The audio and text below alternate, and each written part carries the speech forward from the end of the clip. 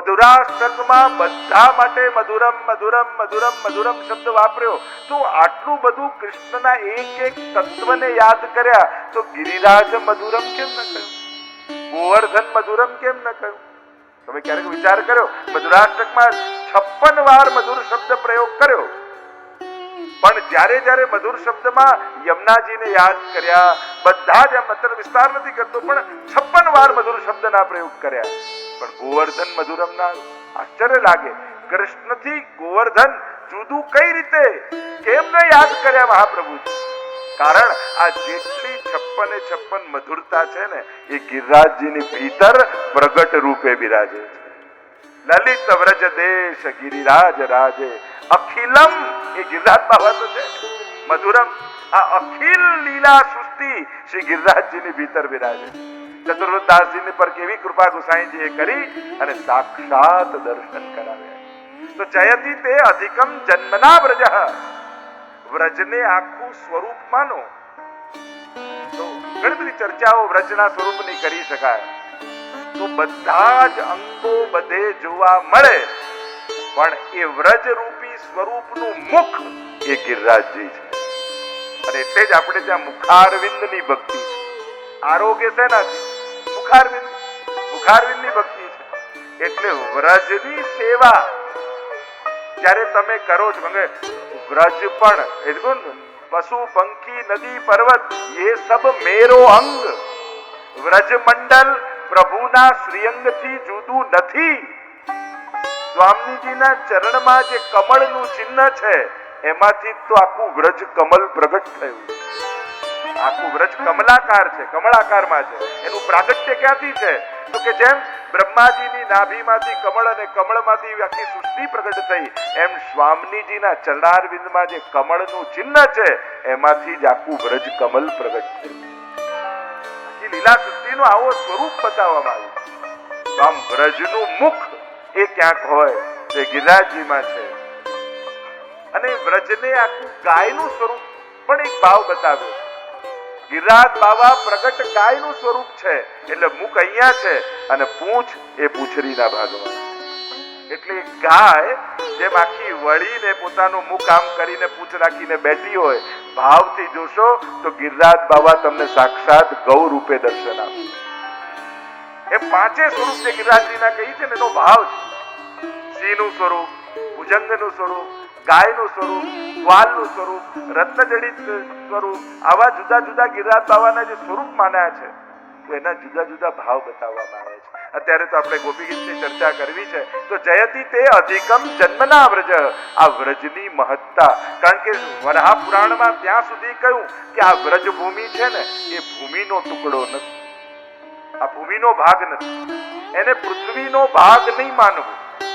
કે બ્રહ્માજીની નાભી કમળમાંથી જે સૃષ્ટિનું સર્જન થયું અને એમાંથી જે પૃથ્વી પ્રગટ થઈ એનો ભાગ આ બ્રજ મંડળ નથી.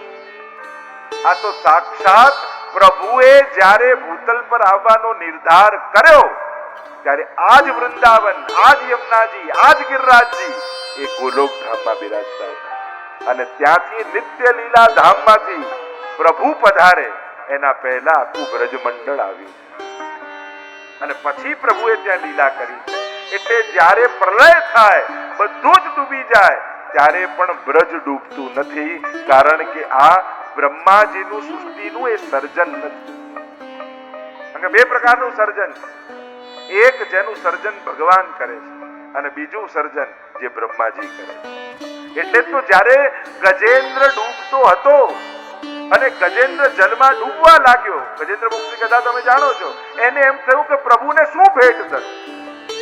આ તો જે કાંઈ પણ સર્જન છે બ્રહ્માજીનું છે, પછી બ્રહ્માજીની વસ્તુ પ્રભુને કેમ ધરું? હું તો પ્રભુએ જે રચ્યું હોય એ ભેટ ધરીશ. અને વિચાર કરતા થયું કે બધું જ બ્રહ્માજીએ રચ્યું છે, પણ આ કમળ છે ને એ બ્રહ્માજીની રચના નથી, એ તો ભગવાનની નાભીમાંથી કમળ અને કમળમાં બ્રહ્માજી પ્રગટ થયા છે.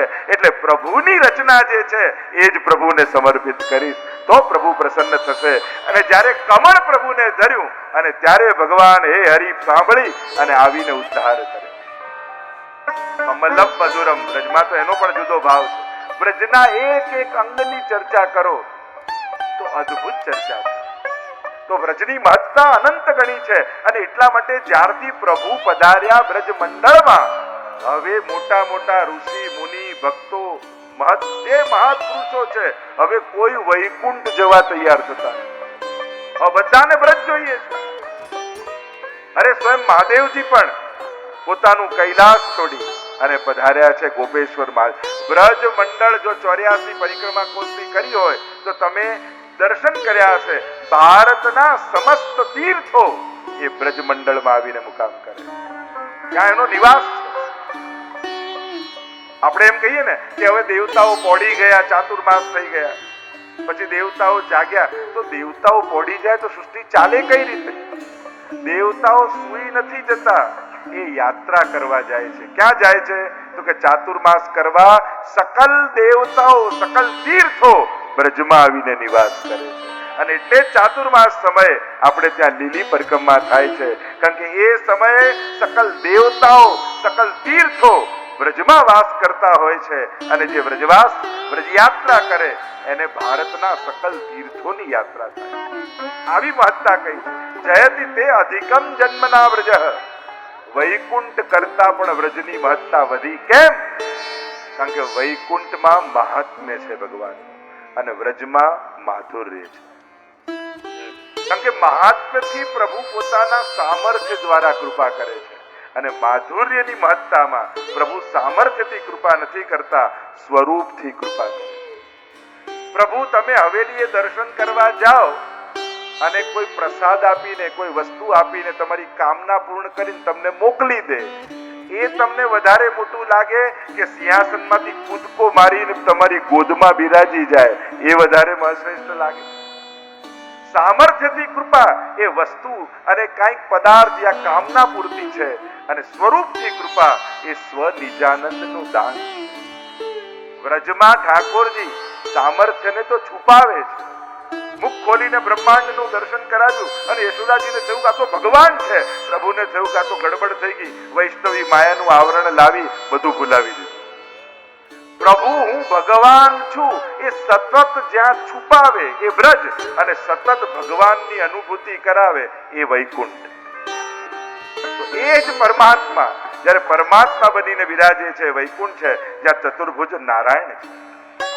એટલે જ્યારે પ્રભુ એકવાર વ્રજભક્તોને બોલાવીને કહ્યું કે તમે આ વૈકુંઠની નિંદા કરો છો ને વ્રજની મહત્તા ગાઓ છો, એકવાર આવીને જોઈ તો જાઓ અને ન ગમે ત્યારે કહેજો. ત્યારે મેં કહ્યું ને વ્રજજન વૈકુંઠ સુખ જોઈ વળ્યા, ન ગમ્યું ત્યારે બ્રહ્માનંદમાં ભળ્યા, અરે ઘેર સ્વરૂપાનંદ સુખ અતિશય ગળ્યા, વ્રજ વાલુ રે વૈકુંઠ નહીં. અરે અહીંયા જ, કારણ કે ફરક એ છે વૈકુંઠમાં જઈએ તો અમારે આપને વશ થવું પડે અને વ્રજમાં તો આપ અમારે વશ હો. તાહી અહિર કી છોરિયા છછિયા ભર છાછ પે નાચ નચાવે. એટલે તો જેટલા મોટા મોટા મહાત્માઓ, ઋષિઓ, દેવતાઓ થયા એ બધા જુદા જુદા રૂપ ધારણ કરીને વ્રજમાં આવીને વસી ગયા. એકવાર તો બ્રહ્માજીને એમ થયું કે વ્રજ ભારે કે વૈકુંઠ? મોટું તરાજુ લીધું, એક પરડામાં વૈકુંઠ રાખ્યું, એક પરડામાં વ્રજ રાખ્યું. હલકું હતું એ ઉપર જતું રહ્યું, ભારે હતું એ નીચે રહી ગયું. જયતિ તે અધિકમ જન્મના વ્રજ. આપના પ્રાગટ્યથી હવે વ્રજની મહત્તા અનેક ગણી વધી ગઈ. મોટા આપણે ત્યાં તો ગુસાઈજી, કલ્યાણદાયજીનો પ્રસંગ આવે છે. હો વ્રજ માંગનો છું, જ્યારે એમને થયું કે મોટા મઠના મઠાધિપતિ બનાવી દેશે મને.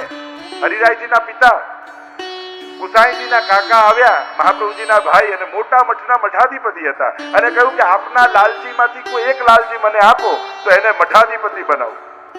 અને કલ્યાણદાયજીને થયું કે અરે આવા વ્રજની સેવાનું સુખ છોડી કોણ મઠાધિપતિ બને? કીર્તન ગાયું, હો વ્રજ માંગ નો જુ और વ્રજ તજ અનત ન જાઉં. વ્રજ છોડીને મારે ક્યાંય નથી જવું. બીજા બધા તીર્થોમાં જઈ પુણ્યો કરવા પડે, પણ જેના પુણ્યો ભેગા થયા હોય એ જ વ્રજમાં જઈ શકે. અન્ય જગ્યાએ તો જવાથી પુણ્ય થાય અને અહીંયા તો પુણ્ય થાય તો જવાય. એવી મહત્તા વ્રજની છે. જયતિ તે અધિકમ જન્મના વ્રજ. આપના પ્રાગટ્યથી વ્રજ અધિક શોભાને પામ્યું છે. અને એનું પ્રમાણ શું? શ્રયતે ઇન્દિરા સસ્વદત્રહી. સ્વયં લક્ષ્મીજી જે વૈકુંઠમાં બાજુમાં બેઠા હતા એ વ્રજમાં દાસી બનીને સેવા કરવા આવી છે.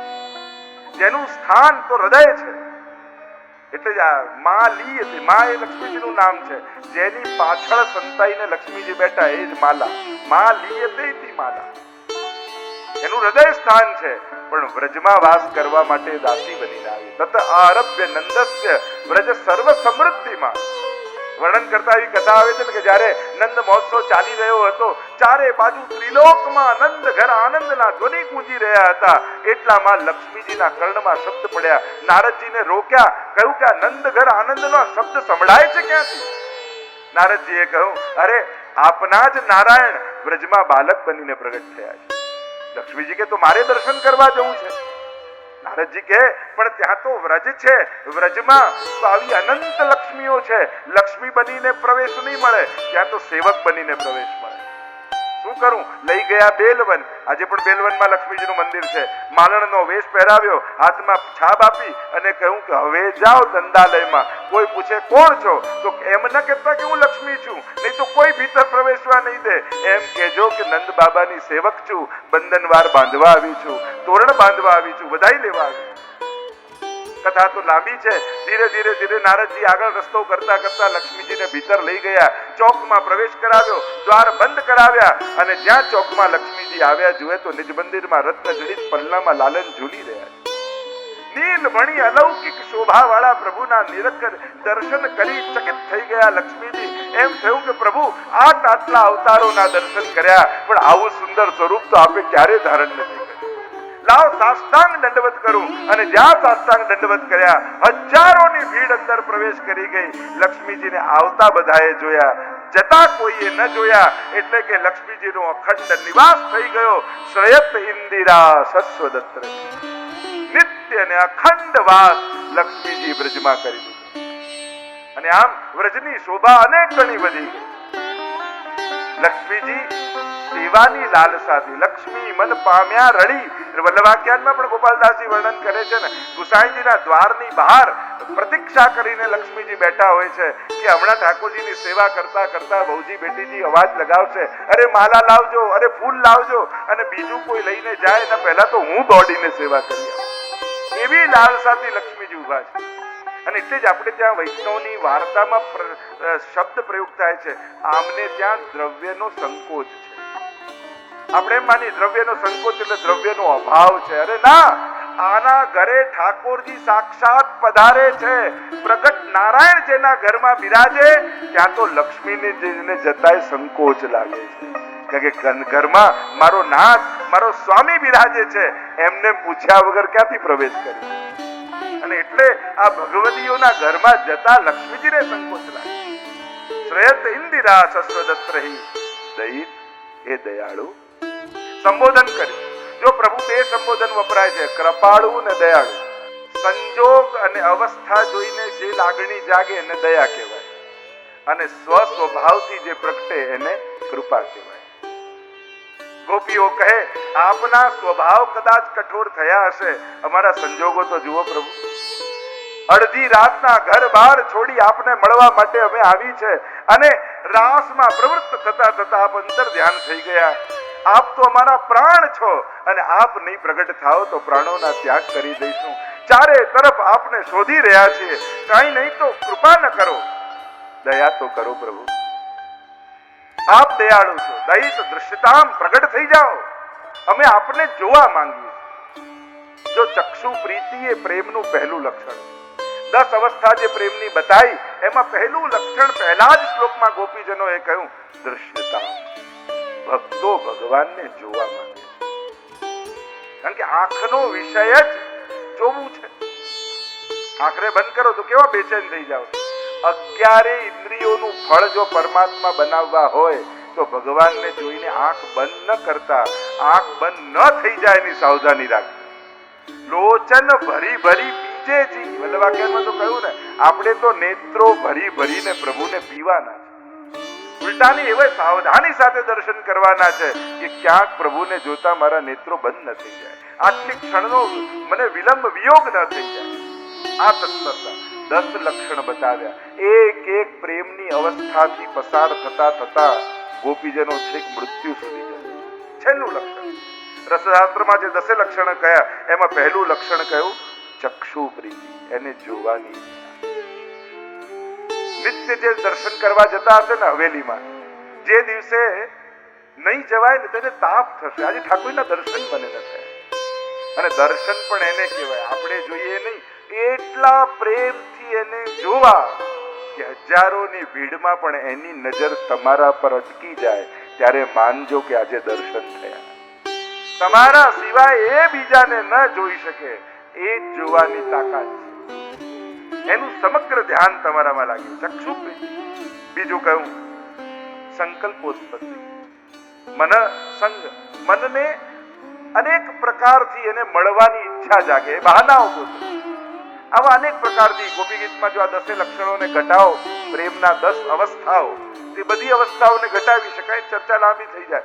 છેલ્લે કહ્યું વૃત્તિ, એવી અવસ્થા પ્રેમમાં આવી જાય કે જો હવે નહીં મળે તો આ પ્રાણ છૂટી જશે, એવો તાપ પ્રગટ થઈ જાય. ગોપીઓ એ અવસ્થામાં આવી ગયા. રુરુદુહુ સુસ્વરમ રાજન કૃષ્ણ દર્શન લાલસા ઇતિ ગોપ્ય પ્રગાયંત પ્રલપંત ચિત્રધા રુરુદુહુ સુસ્વરમ રાજન કૃષ્ણ દર્શન લાલસા. જોર જોરથી ગોપીઓ રડવા લાગી, પ્રભુ પ્રગટ થાઓ, નહીં તો પ્રાણો છોડી દઈશ. આપ જ પ્રાણનાથ છો, આપના ચરણોમાં પ્રાણ ધરી દઈશ. એમ કહેતા ને કે કાગડો જોતો હતો અને એને થયું આ ગોપીની આંખો છે ને માછલી જેવી છે, આ મરે ને એની માછલીને પકડી લો. અને ગોપીએ કાગડાને જોઈને કહ્યું, કાગા નૈન નિકાલ દઉં, તારે આ જોઈએ છે ને આંખો, તને ગમે છે, મત્સ્યાકૃત છે, તું કહે તો કાઢીને આપી. કાગા નૈન નિકાલ દઉં, પણ એક શરત, યુ પાસ લે જાય.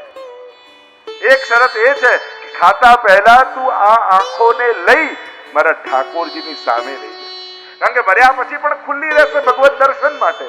કાગા નૈન નિકાલ દઉં, જો પીયું પાસ લે જાય, પહેલે દરસ દિખાય કે ફિર લેજો તુમ ખાય. પહેલા આને દર્શન કરાવીને પછી ખાઈ જશે, કારણ કે આ મર્યા પછી પણ ભગવત દર્શન માટે ખુલ્લી રહે. આવી લાલસા ભગવત દર્શનની, આવી ચક્ષુપ્રીતિ દૃશ્યતા. કાગડો લાલસાથી જોઈ રહ્યો છે, માખણ જેવું શ્રીઅંગ છે ગોપીઓનું, અને કાગડાને થાય કે આ દેહ પડે ને ખાઉં, ત્યારે કાગડાના મનની જાણીને ગોપી કહે છે, કાગા જબ તુમ ખાઈયો ચુન ચુન ખાઈયો માંસ. કાગા જબ તુમ ખાઈયો ચુન ચુન ખાઈયો માંસ, દો નૈના મત ખાઈયો મોહે પિયા મિલન કિયા. બધું જ ખાજે, મારી બે આંખોને છોડી દેજે, એ ભગવત દર્શન માટે ખુલ્લી ખુલ્લી રહે. આવી લાલસા, દૈત દૃશ્યતા, પ્રભુ પ્રગટ થઈ જાઓ, દર્શન આપો. દીક્ષુ તાવકા, અમે તમારા છીએ, આ જીવન આપનું છે. જો બીજા કોઈનું હોત તો ક્યારનું ધરી દીધું હોત, પણ આ દેહ, આ મન, આ વૃત્તિ, આ ઇન્દ્રિયો, આ પ્રાણ, અમારું જે કાંઈ પણ છે એ આપને સર્વ વસ્તુ સમર્પણમ કરી છે. હવે અમારું પણ નથી, આ જે કાંઈ પણ અમારી પાસે પણ છે એ પણ આપની ધરોહર છે, એટલે સાચવીને બેઠા છે. જે દિવસે એમ લાગશે કે મારાનો ભાવ, અહમતા ને મમતા જો અમારા દેહ, મન, વૃત્તિ કશા માટે પણ આવી, એ તો અન્યાશ્રય થઈ જશે. એ પછી આપને લાયક નહીં રહે. આ જે કાંઈ પણ મળ્યું છે એ આપના સુખ માટે મળ્યું. ગોપીઓની દરેક વૃત્તિ ભગવત સુખની છે, અને ગોપીઓ સતત એક જ ભાવમાં જીવે છે, તવાસ્મી તવાસ્મી તવાસ્મી. હે કૃષ્ણ, અમે તારા છીએ. અને આ જ વૃત્તિ એમને રાસ સુધી લઈ જાય છે. ઘણી વાર કહું ને, ગીતાજીની શરૂઆત મામકાથી થઈ. ધર્મક્ષેત્રે કુરુક્ષેત્રે સમવેત્તા યુત્સવ મામકાહ પાંડવાશ્ચૈ. મારા, ગીતાજીની શરૂઆત મારાથી થઈ, એટલે અંતમાં યુદ્ધ થયું. ગોપી ગીતની શરૂઆત તાવકાથી થઈ, એટલે અંતમાં રાસ થયો. તમારી જીવનની વૃત્તિ કઈ છે? મારાપણાની વૃત્તિથી જીવશો તો જીવનમાં હંમેશા યુદ્ધ ચાલતા રહેશે. તારાપણાની વૃત્તિથી રહેશો, અને પુષ્ટિ માર્ગની તો શરૂઆત જ હાથમાં તુલસી દળ લઈ બધું જ યાદ કરીને ઠાકોરજીને કહીએ છે, હે કૃષ્ણ, હું તારો છું.